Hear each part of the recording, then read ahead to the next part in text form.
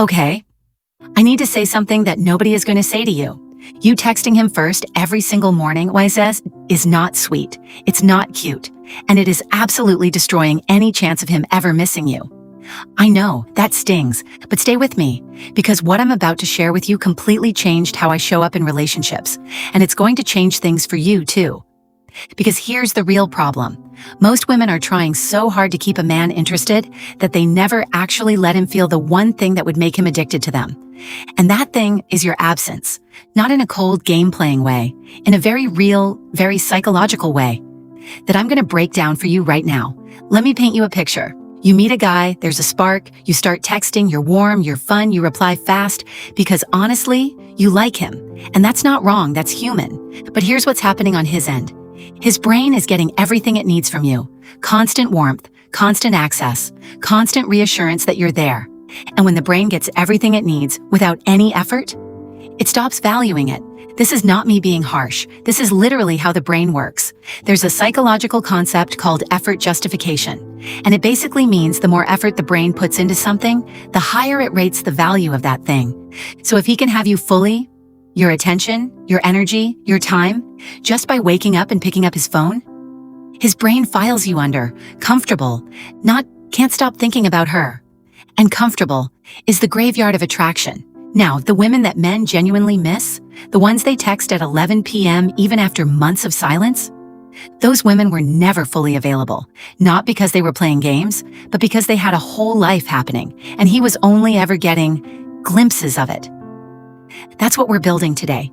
Here's something that took me a really long time to understand. Missing someone is not just an emotion, it's a brain event. When someone is around all the time, your brain adapts. They become background noise, like the hum of your refrigerator. You don't notice it until it's gone.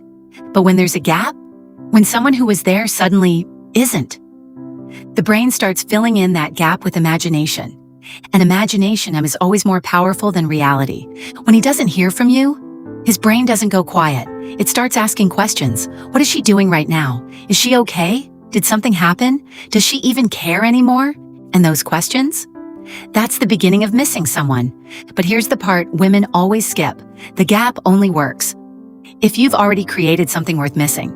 If every conversation you've had with him was you asking about his day, laughing at his jokes, being agreeable and sweet, then when you go quiet, he's not missing you.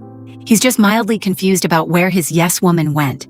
You need to leave a mark first, a real one. This is the part nobody talks about.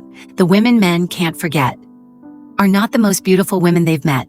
They're not even the nicest. They're the ones who made him feel something he didn't expect. So here's what that actually looks like in practice. Number 1, stop being easy to read. Not mysterious in a weird way, but stop telegraphing your every feeling to him constantly. Women are naturally expressive. We feel something and we want to say it. And with girlfriends? That's beautiful.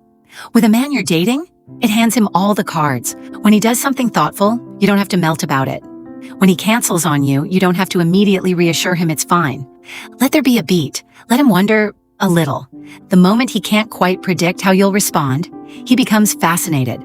Number 2, say fewer words on purpose. Think about the last few conversations you had with him. Were you the one keeping them going? Were you filling silences because the silence made you nervous? Stop. Let the conversation breathe. Let it end when it naturally ends, not when you've exhausted every topic. The conversation that ends while he's still smiling? That's the one he replays. The message you send that's 3 words when he expected a paragraph? That's the one he stares at. Number 3, live a life he's not fully part of. This one is not a strategy. This is just, actually do this. Make plans that don't involve him. See your friends, work on something you care about. Eat at that new restaurant you've been wanting to try, with or without him. And let him see it, not for his benefit, because it's your life. When a man sees a woman genuinely enjoying herself, laughing, busy, present in her own world, something shifts in him. He goes from, she likes me, to, I want to be in her world. That shift, that's where missing begins. Number 4, end things at the peak. This one sounds simple, but it is incredibly hard to do. When the call is going really well, end it first. When the date feels electric, be the first one to say, I should get going. When the conversation is fun, disappear on a high note. His brain will stay right there, at that peak, trying to get back to it. The brain obsesses over things that feel unfinished. Be the chapter. He hasn't finished reading. Number 5, let there be real silence and don't break it first. If you've been texting every day and you suddenly stop, genuinely stop, no checking, no waiting, one of two things happens. Either he reaches out, and now you know he was thinking about you, or he doesn't, and now you know something important about where you actually stand, without wasting another 6 months. Either outcome is information, either outcome is power. Okay, I want to be really honest with you here. Everything I just told you, the silence, the peak endings, living your life, none of it work, or if you're doing it as a tactic. Men are not stupid. They can feel when a woman is performing distance versus actually living her life.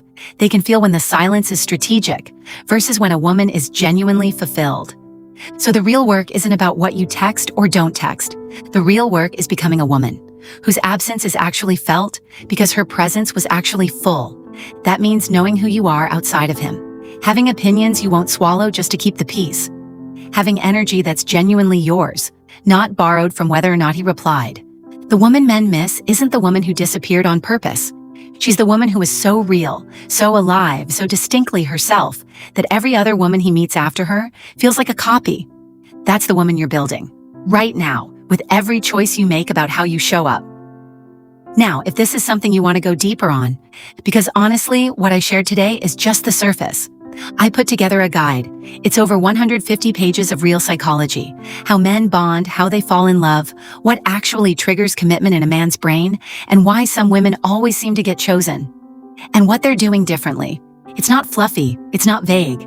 It's the kind of information that makes you go, oh, that's why that happened. That's why he pulled away. That's why I kept ending up in the same place. The link is in the description. Go have a look. Everything is explained right there. And if even one thing in this video helped you see something differently today, share it with a friend who needs to hear it. Because we don't talk about this stuff nearly enough. I'll see you in the next one.